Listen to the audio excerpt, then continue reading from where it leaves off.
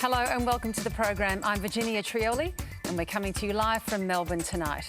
Joining me on the panel, Managing Editor of Climate and Capital Media, Blair Palese, Foreign Editor at The Australian, Greg Sheridan, Leader of the Australian Greens, Adam Bandt, in Sydney, New South Wales Treasurer Matt Kean, and in Glasgow, live from the COP26 Climate Summit, international climate justice lawyer Kavita Naidu. And it's great to have you all here. Good evening. Scott Morrison lied to President Macron, either deliberately or through omission. Either way, trust between Australia and France has been broken, and Australia faces global scrutiny in the way it does business. So what must be done to repair trust between Australia, France and other nations? Let's go around the room, shall we, for everyone on this one. Blair?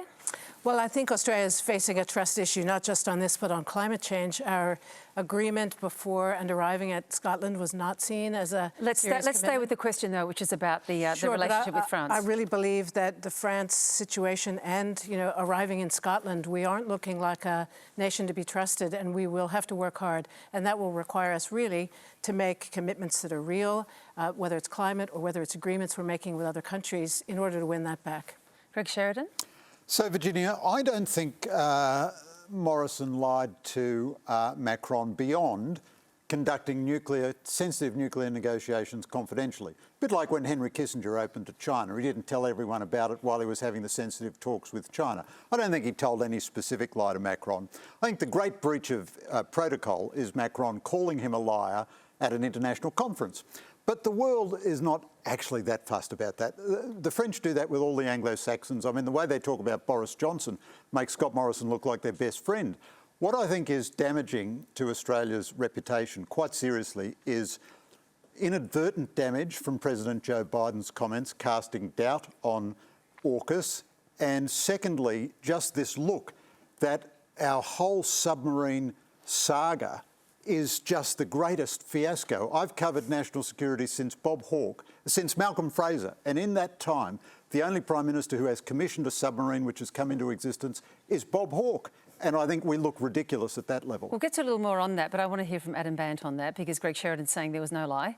I think it has damaged our reputation, and I'd be inclined to believe President Macron over Scott Morrison, given his track record when it comes to the truth. I think there needs to be, we can get into the subs issue in a moment, and we've got a very clear position that we think this is a terrible move, but putting that to one side for a moment, I think now there needs to be an apology, and Scott Morrison needs to work together with President Macron and other EU leaders on climate, because this has damaged Australia's reputation. Countries are now saying at Glasgow, well, if you can't trust what Australia says, and if the Prime Minister is going to leak your text messages to the media when you're having discussions between heads of state, how can we trust them on climate? How can we trust them on other issues? And when we're facing such a global crisis, that's a terrible position to be in. Matt Kean?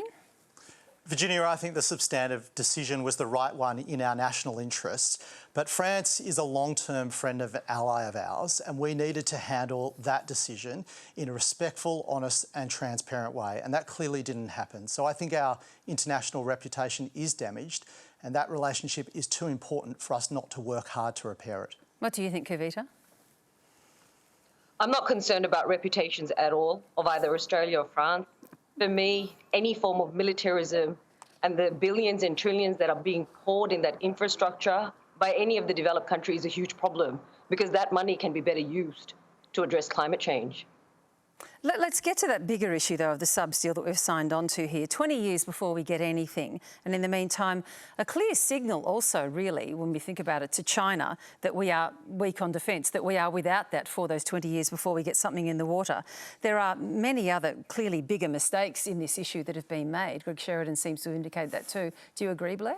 I think Australia really does have to worry about its reputation, and that the steps we take internationally are really important to that trust issue on all the issues of concern, and that in particular with submarines, you can't take it out of the equation of our region, China in particular, what that says in terms of siding with Biden, potentially going offside for France, and leaving us in a situation where we don't look like we are statesman-like internationally. Greg mentioned Biden and America throwing us under the bus there, or indeed calling into question the AUKUS agreement. You organised for Joe Biden, so you have a personal commitment. As an intern at 12 years old, but he's a very honourable man. I think he's come in with a very strong agenda. He's achieved a lot in a very short time. He's got a lot more to do.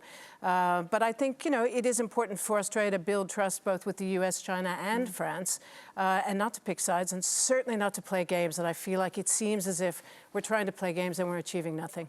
Greg, do you really think it doesn't matter that someone like has the standing of Emmanuel Macron out and out calls our Prime Minister a liar? I think it does matter. I think it's very damaging for Macron's reputation. I mean, it's an extraordinary thing to do, to go to an international conference. That's a nice way to twist it, Greg Sheridan. No, but to go to an international summit of leaders where you've lost a $90 billion contract and say, as a result, you know, this person who I thought I loved is now an unspeakable swine and a liar.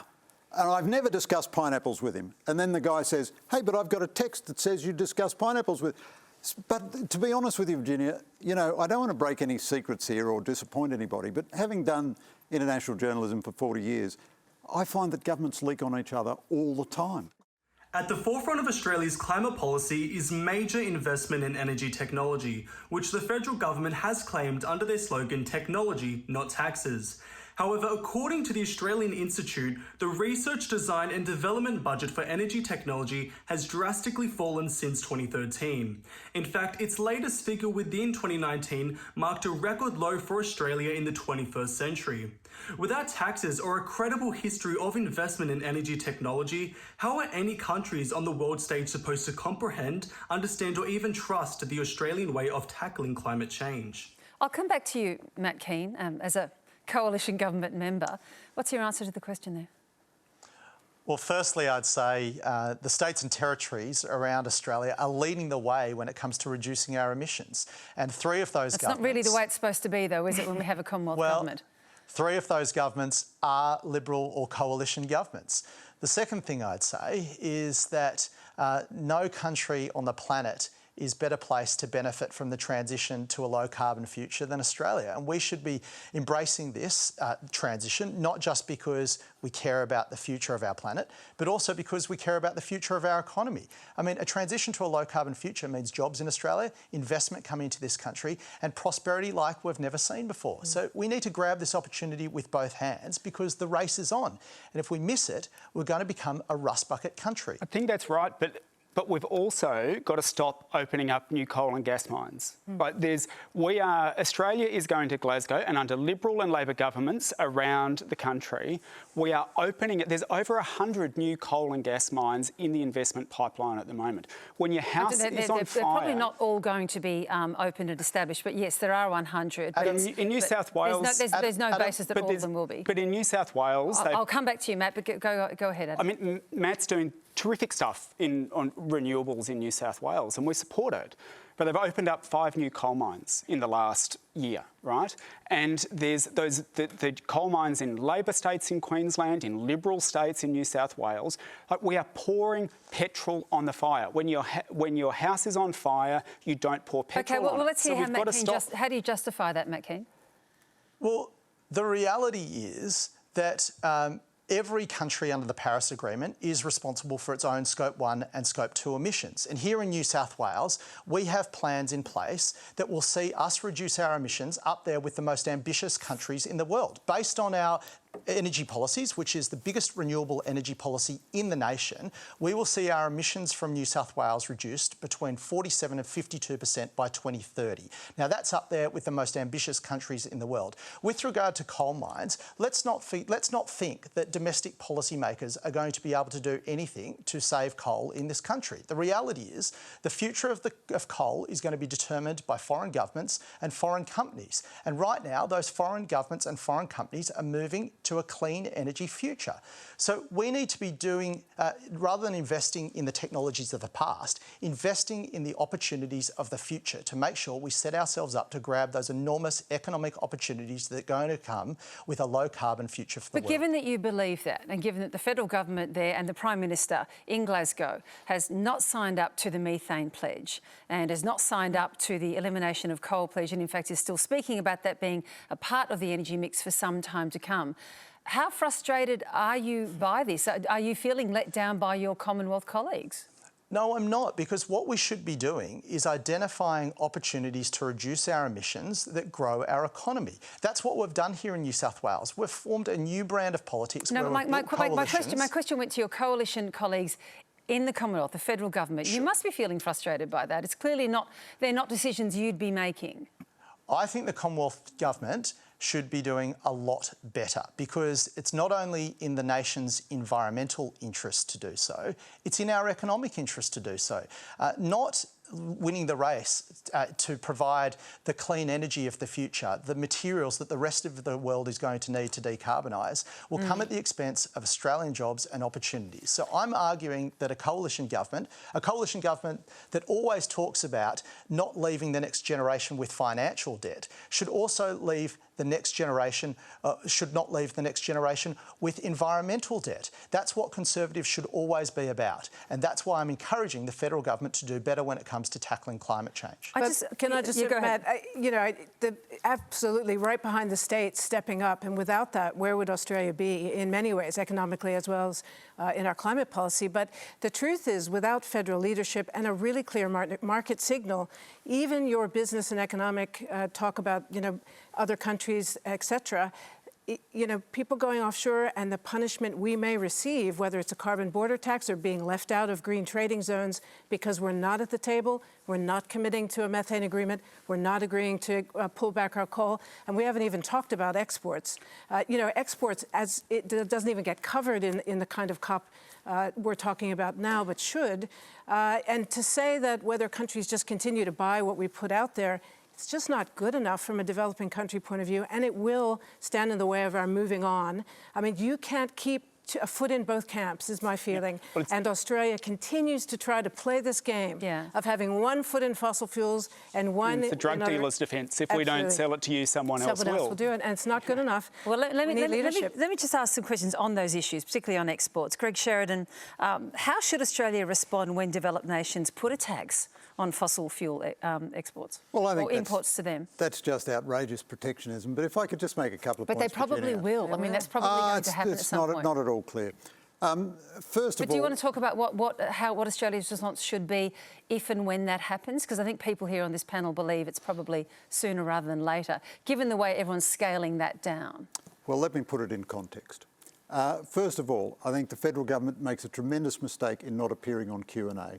They're losing the argument. They should be putting the argument whenever they can. I think it's incredibly dumb of them not to have. Could you let them know that when you're next speaking to them? Well, I'm telling them right now. Okay. This is really stupid, fellas.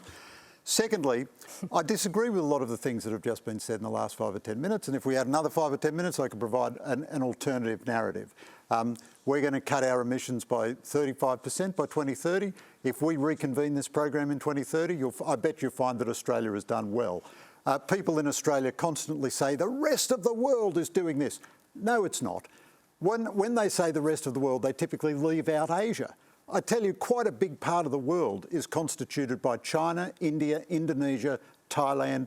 I was in Indonesia once, and a green Australian reporter was trying to ask the Indonesian government would they ever put on a carbon tax. Indonesia has fuel subsidies. They pay people to burn carbon. Yeah, but they don't. No, wait. We're in the middle of a climate crisis. Aren't we being quiet here and allowing people to finish for the rest of the world to do more, not for Australia to do less. So, look, fellas, I mean, I get it. I'm an endangered species here. By conservation rules, you should let me finish a sentence, you know? Now, I think there is enormous dishonesty and hypocrisy in all of this stuff. There's also a question of what really benefits the planet. If you are a rich industrialised country and you abolish your aluminium industry, you can probably reduce your national emissions by 10%. The aluminium industry goes to China, which produces aluminium under much laxer environmental conditions, and the global emissions go up. So you can pat yourself on the back. That's all that Europe has done. In the 20 years of this, we've moved as a planet from 87% of our energy coming from fossil fuels to 83%. Now, if the rest of the world is doing this and only Australia is the bad guy, there's no evidence for that. And my final point is, whatever is happening, we are not the handbrake. I love Australia more than anyone, but Australia is not the centre of the world. No, but we do need to talk about what our commitments might be, Greg. Our failing to go from 35% in 2030 to 45% means 10% of our emissions, which is 0.1 of 1%. China's increase in coal right now, because of its current energy crisis, has increased 1% of global emissions. Dying to leap in. I'll go to Matt first, then I'll come to you, Blair, then I'll go to you, Adam. Go, Matt.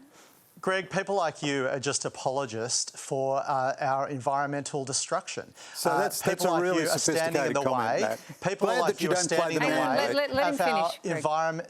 People like you are standing in the way of grabbing these enormous economic opportunities. And you need to get out of the way. You're on the wrong side of history here, Greg. You're on the wrong side of history here, Greg. And what I'm saying is that what we need, you talk about aluminium smelters. Well, let me tell you, the biggest aluminium smelter in New South Wales is Tomago. They take about 12% or use about 12% of the state's electricity. And when we announced our renewable energy roadmap, they put out a statement saying this is exactly what they need to secure their long-term prosperity and sustainability in Australia. It means that they can stay open and operating, supporting thousands of jobs in the Hunter into the long term. So it's just a nonsense argument that you're making. The reality is I didn't mention Tomago. But how am I making a nonsense argument about Tomago? I didn't mention Tomago. Our prosperity for generations are changing the types of energy and resources that they want from Australia, and we're really well placed to provide it. And people like you should get out of the way and allow us to do it. I want to hear from Blair. Well, I think it's also a complete furphy to say that Asia is nothing but expansion on fossil fuels.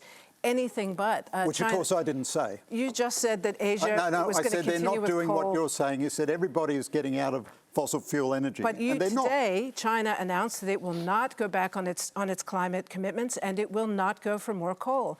So anything that's being built in the short term... It's producing 200 million tonnes more. And it's ready to start pulling it back. With a net zero commitment by 2060, with a 37-point plan that was discussed over the last 2 weeks, not with media, but with businesses. Why? Because they want to make the case that they will be at the table, they will be making the transition. And it is, I believe, China's way to geopolitically play a stronger role internationally. I just want to ask, we'll have to move on to the next question and you'll get plenty of opportunities, Adam, I promise you. But before we move on, I wanted to ask you specifically, Greg, China's absence there from the meeting today, what do you think might be going on there? I mean, it's being interpreted, of course, as, as grossly arrogant than them not being there. But could it be that there's some inner turmoil going on behind the scenes and some wrestling internally in China over this issue? It's possible, Virginia. I think there are three factors that are obvious. First is they are COVID obsessive. Xi Jinping makes Donald Trump look like, Paul Hogan as a germaphobe. I mean, he hasn't travelled anywhere for 600 days. He's isolated in Beijing. Happens to a lot of one-man dictators, but he's very scared of COVID. He doesn't move outside the country. Secondly, there does seem to be some internal toing and froing because they've had a different line publicly in the last couple of months. So they responded much less to AUKUS than most of our domestic critics and than most people were predicting. And then thirdly, I am not going to play the man or the woman on this panel, but I'd say to you, Blair, if you believe the Chinese government's promises on anything, there are 6 million Hong Kongers I'd like to introduce you to and a few million Uyghurs who could tell you about a couple of promises that Beijing hasn't delivered on. We in the Pacific region are amongst the most vulnerable to climate change, including in my country, Fiji. Countries like Fiji have not been major carbon emitters, yet we will be hard hit by climate change. More than 10 years ago, countries like Australia committed to providing $100 billion annually to support low-income countries to adapt to these growing impacts. This week at COP26, Australia committed to increase its contribution by $500 million to $2 billion over 5 years. Yet, the Overseas Development Institute has estimated Australia's fair share at about $4 billion annually. At the same time, Prime Minister Morrison refused to set a credible emission reduction target for 2030. Does Australia really expect Pacific leaders to be satisfied with these announcements? Let's go to you, Kavita, if we can, particularly given you're there in Glasgow and you are a Pacific delegate there in Glasgow as well. What's your response? Elizabeth is absolutely right. Australia is the pariah here right now because it has not enhanced its ambitions since 2015, and most countries are really stepping up to making sure that by 2030, so in the next decade, we see some real reductions in emissions. And Australia is not giving that at all. We're just playing with numbers here, like 25%, 35%. The fact is, it needs to do it by 75%. If there's any chance of us to keep this temperature to 1.5, we're just being thrown numbers and a 30-year timeline. In those 30 years, Pacific Islanders will be living on boats. So the reality is that much imminent for us in the Pacific, which is why the numbers don't add up. They don't align with the science. And Australia's just not stepping up. And nobody is buying Australia's bullshit anymore. Everyone can see that Australia is lying about a lot of its accounting trips and carbon capture and storage. Nobody's buying it anymore. Adam Bandt? Well, the COP that I went to that was hosted by Fiji, the Pacific Islanders were united in pleading with Australia not to open up new coal mines, the Adani coal mine. That was their number one ask. And cut pollution by 2030, more than you're doing at the moment, and don't open up new coal mines. Not only has Australia continued to open up new coal mines, with Liberal and Labor support, I might add, we are now on the verge of opening up a new massive gas bomb in the Northern Territory, the Beetaloo Basin. Like, everyone's heard about Adani. Like, Beetaloo is going to make Adani look like a fart in a bathtub. Like, it is massive. It will increase Australia's emissions alone by about 13%. We, at the time when everyone else is trying to phase it out, Labor and Liberal, coming back to Greg's point about subsidies, Labor and Liberal are taking public money that could be going to schools and hospitals and giving it to big corporations to open up new coal and gas mines in the time of climate crisis. This is criminal. We should be giving aid to countries in the Pacific because Australia and Australian corporations are responsible for some of the damage. And instead, we have this bipartisan agreement between Liberal and Labor to take public money and give it to big corporations who pay no tax and get them to fuel the climate crisis and make it worse. It is no wonder that our Pacific Island neighbours are looking to us and saying to our Australian Prime Minister, are you trying to kill us? Because that is what is happening. Homes are already being inundated and their whole countries and homes could be wiped out. And we are saying, Labor and Liberal are saying, we don't care, we'll open up more coal and gas. Let me quote Fiji Prime Minister Bainimarama, who was actually speaking at the COP. Opening coal plants shuts the door on the future of low-lying Pacific nations. Whether you burn it yourself or export it to others, coal has no place in this century. What should be the proper response here, Matt Kean? Well, I think we should be good friends to our neighbours. And if we want our neighbours to stand by us on the issues we care about, and let me just say this firstly, Virginia, we're seeing the Chinese Communist Party trying to expand their influence through the Pacific, through their Belt and Road initiative. Just like we want our Pacific friends and neighbours to be concerned about the issues that we're concerned about, so too should we be concerned about the issues that they're concerned about. And clearly climate change is an issue that they are very worried about, and we should be doing everything we can to be good neighbours and good friends to those nations in the Pacific. Greg, Sheridan, I know that you're a big believer in our leadership role in the Pacific and have particular concerns, as Matt mentioned, many do, about Chinese expansion there as well. What should we be saying to our neighbours and how should we be behaving towards them when they do express this existential fear about their own existence? Well, I agree that the Pacific should be an absolute top priority for Australian policy, an absolute top priority. I think we should be very generous financially. We have a different view about climate change, and of course it would be an irony if, because they were annoyed with us over climate change, they threw themselves into the arms of China. But we That don't. would be... Do we, as Australia, do we really have a different view? We don't anymore, do we? Looking at them and saying you're not being inundated because of climate change. It's something else. I didn't mean that. I didn't mean that. No. What I meant was we have a different view about the consequence of Australian having a coal mining industry. For example, if a tonne of Chinese coal is displaced by a tonne of Australian coal, there are fewer greenhouse gas emissions as a consequence. So therefore... It's just the drug dealers. Someone else will get us credit from someone else. The truth is... The science is we need to keep it in the ground. I'm glad the Greens believe in free speech for everyone who is a member of the Greens. For everyone who is a member of the Greens. Yes, but you do have to let Greg finish his point, though, Adam. Yeah, and so we have a different view of the South Pacific about the efficacy of our own actions and the consequences of them. But they ought to be our top national priority. We should always listen to them. I think Scott Morrison, in a sense, has been not bad with the Pacific.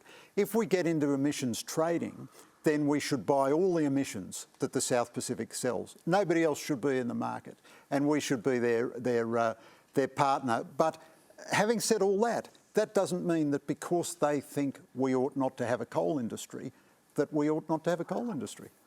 I just want to read to you something that came to us from the Department of Foreign Affairs and Trade. They mentioned or put out a media release today saying Australia is proud to join 2 declarations that called for urgent climate change action, which reaffirm climate change remains the single greatest threat to the peoples of the Pacific. So they've reaffirmed that. But as you say, the difference about whether to use or not use coal definitely remains. Blair? Yeah, I think the onus is absolutely politically on us, not only to listen to the Pacific and to care about their concern about the impact that our emissions and the world's emissions are having on their very existence. But I think Greg makes an important point, which is they will begin to potentially look to partner with countries like China if Australia isn't in a position to listen to them, to act on the kind of action and be taken seriously and believably so to take on that. And what I have heard this week, unlike what Greg was referring to about Chinese briefings on climate, is that Xi Jinping sees this as his opportunity to play soft politics around the world to use the money and the influence they have to move into areas like Africa, Pacific, Southeast Asia, and other countries. As they've been doing for some time. But more so with use climate as the lever to do so. The way to do so. By providing aid, assistance to transition into clean technologies. Before we move on, I just quickly wanted to get a response. Maybe I'll go to you, Matt Kean, on this one. The Greenpeace report that came out just in the last few days that showed or claimed that Australia used bullying tactics in regional negotiations on climate change, that it tried to use its power and aid money to dilute the official communique from the Pacific Islands Forum in 2015, 16 and 19. How do you believe that's credible, first of all, and what should Australia's response to that be? Well, no, I don't. Again, Australia should be leading the way when it comes to taking action on climate change because the cost of us not doing so is going to be enormous. Just ask the farmers in New South Wales who had to have their water trucked in because of the worst drought in living memory. Just ask the family that lost their house in the Black Summer bushfires on the south coast. Just ask the tourist operator on the Great Barrier Reef. There is a huge cost to our nation in not taking action on climate change. But let me just say, there is also a huge opportunity for our nation in taking action on climate change and leading the way. We know that the markets that take our coal are changing the type of resources they want from this country. We're really well placed to provide it. And there's a race on. And if we don't get at the front of that race, we're going to be left behind. And the opportunities to provide the world with green steel or green aluminium or green cement or green hydrogen are going to be filled by other capitalist nations that are going to enjoy the prosperity that we're about to miss out on. So this is not an environmental imperative alone. It's an economic one. So we should be moving because it's in our nation's economic interest to do so. Matt Kean, you managed to wrangle the Nats and secure a greener climate deal for New South Wales. To the panel, if given the opportunity to represent the federal Australian government at COP26, what would be your one new actionable strategy to enable our nation to contribute to the 1 to 2 degree drop in the Earth's temperature that we need to halt a hot future? One actionable strategy. Kavita, go. Wow, we've got such a list. The main one would be stop approving any more coal mines and subsidising them. Okay. It needs to stop. Production and financing has to stop. Matt Kean? Have ambitious targets backed in by credible policies designed in a way that brings people together from different political parties focused on our national interest, not on vested interests. Adam Bandt. Well, I think we are heading to a minority parliament at the next election, and we'd have the Greens in balance of power. We'd be pushing to phase out coal and gas. We're optimistic tonight. 75% emissions cuts by 2030, because that is what we need to meet that 1.5 degree goal that our Pacific Island neighbours are asking for. Greg Sheridan? So the Virginia voters showed that voters don't do as they're told, and they don't always vote on climate change, and I'd be surprised if the Greens do as well as Adam says. Journalists never represent government, so I'd be there causing trouble. Okay. Blair? I think send a really clear market signal. Stop dithering around. Be very clear that we're going to go take our foot out of the fossil fuel world and into the opportunities of the future and partnerships. We live in a region where we can play an important role, not just the Pacific, but Southeast Asia. We can be a global leader. We just have to choose to do it. Well, that's all we have time for. So thanks to our panel, Blair Palese, Greg Sheridan, Adam Bandt, in Sydney, Matt Kean, and all the way over in Glasgow, Kavita Naidu. Thank you so much for being with us. And thank you for all of your terrific questions tonight. Next week, Stan Grant will be with you live from Sydney. And I can't believe it, but our live studio audience will return. And you can join me tomorrow morning on ABC Radio Melbourne. Stay safe, go well.